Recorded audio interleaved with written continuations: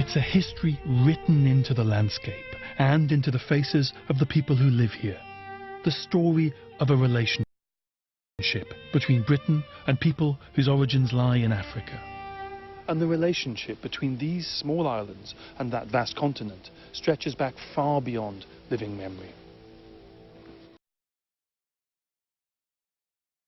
As the storm gets ever closer, people are beginning to make their way home to hunker down for the evening. Hong Kong got off fairly lightly. They've got to clean up shattered glass and some rubbish. The biggest challenge for the authorities now is this: fallen trees. Believe it or not, this is a neighborhood in North Carolina. What's happening is that already there is epic flooding. We break stories from more places than any other international news broadcaster. We are the leaders in global breaking news. I was not frightened of Harvey Weinstein, and I think that's why he blackballed me. My task as president of the ANC is to pull everyone together, to unite everyone, so that we all move in the same direction. The nuclear issue is not just a South Korean issue, it's a global issue. I think we're living in a time where we're seeing very different stresses and conflicts than we had in my father's time. When you're only the second person in the world to have a baby in office, of course it's going to be of interest. I don't mind that at all. What I hope is that someday in the future it won't be interesting anymore. When big names talk, they talk to the BBC.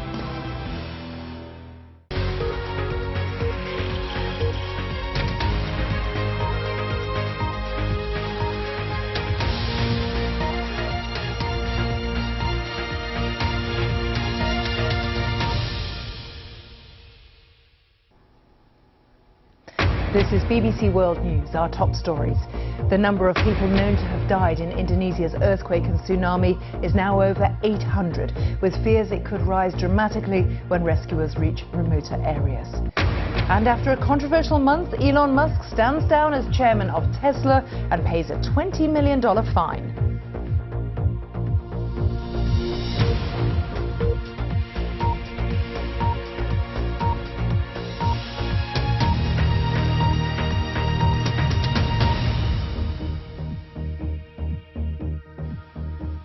Hello and welcome to BBC World News. More than 800 people are now known to have died after Friday's earthquake and tsunami in Indonesia. There are fears the number could rise into the thousands as rescuers reach more remote areas. Nearly all the deaths reported are in just one city, Palu. But the epicenter of the earthquake was just off the island of Sulawesi, near the coastal region of Donggala. 300,000 people live in that region, but it's nearly completely cut off. Aid workers are only just beginning to get there. Caroline Davis has more. From above, the true impact of this earthquake starts to become clear. This was a shopping centre, now crumpled. A bridge collapsed and submerged. But the damage done beyond the city is not yet clear. The earthquake triggered a tsunami, bringing waves 10 foot high crashing into the city of Palu. Hundreds of people gathered here for a festival on their beach. Filmed on a mobile phone, this shows the panic the moment the water came in. There was a warning, but there wasn't long to get to higher ground. Not before a packed city was quickly inundated. With strong aftershocks, people have been urged to move away from their homes. Outside the hospital, people are treated out in the open. It's been difficult to get aid to the places that most need it, although the airport has now reopened.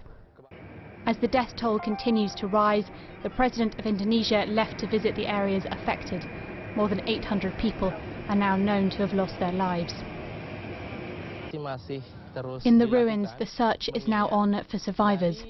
Indonesia is used to earthquakes, but with new information coming in all the time, it seems this is just the start of the devastation. Caroline Davis, BBC News. BBC Indonesia's Mehulika Sitepu gave us an update on the search and rescue operation. Rescue teams are trying to get more heavy machineries to the city of Palu and trying slowly getting into the Donggala, the coastal district where the epicenter of the earthquake. BBC Indonesia spoke with one of the agency aid workers who already arrived in the Donggala and say that the scale of the destruction there was like very bad, that she saw boats, fishing boats in the middle of the land.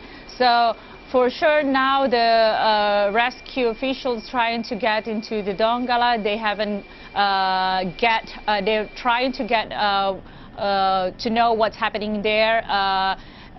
They found 11 dead bodies in the area and trying to get more while they're trying to find more victims that trapped underneath the rubble of the city in the city of Palu. Some of our other stories making the news today. Voters in Macedonia are deciding whether to change their country's name to North Macedonia and possibly end a decades-old quarrel with Greece. The country's foreign minister has said he's confident of a yes vote, which would make it easier for the country to attempt to join the EU and NATO. Britain's governing Conservative Party is gathering for its annual conference, but remains deeply divided over the Prime Minister's approach to Brexit.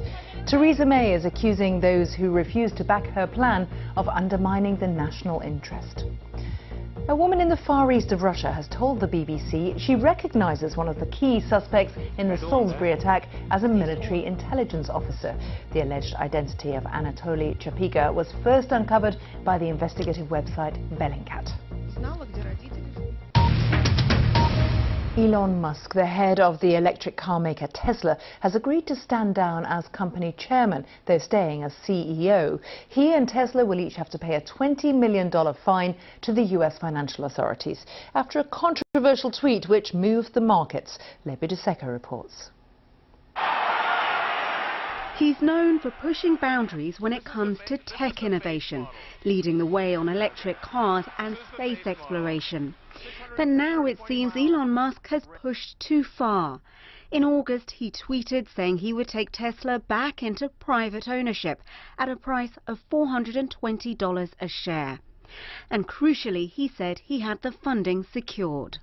The stock market regulator said that was false and misleading, and so they charged him. We alleged that Musk had arrived at the price of $420 by assuming a 20% premium over Tesla's then existing share price and then rounding up to $420 because of the significance of that number in marijuana culture and his belief that his girlfriend would be amused by it.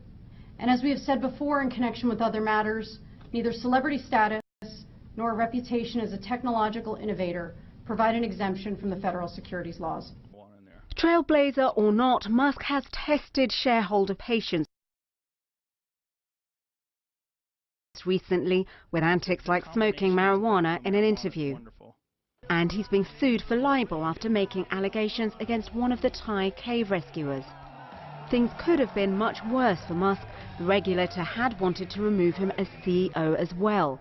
He'll now stay on in that position while stepping down as chairman.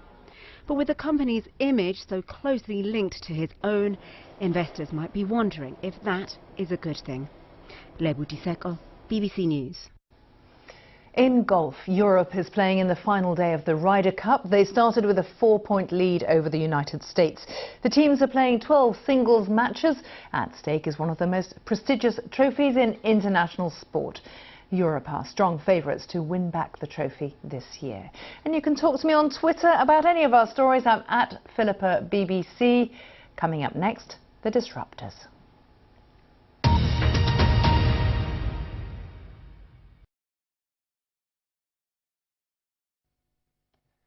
Hello there. We've seen some damage and some disruption across parts of Greece because of this very deep area of low pressure known as a Medicaid. It's brought some phenomenal amounts of rainfall across parts of the Peloponnese and some very strong winds with very rough seas too. You can see it here showing up clearly on the satellite picture. Continuing to weaken though as it continues to move northeastwards into the Bosphorus, parts of western Turkey, across into Bulgaria and Romania. It'll bring some pretty heavy rain here. But in its wake, Monday it should lead some dry and brighter weather for the majority of Greece. Temperatures in Athens around 23 degrees. Meanwhile, we've got another area of low pressure developing across the central Mediterranean. That's going to bring some pretty heavy rain northern parts of Italy in towards the Alps. Spain and Portugal dry and sunny on Monday, but a cool feel to things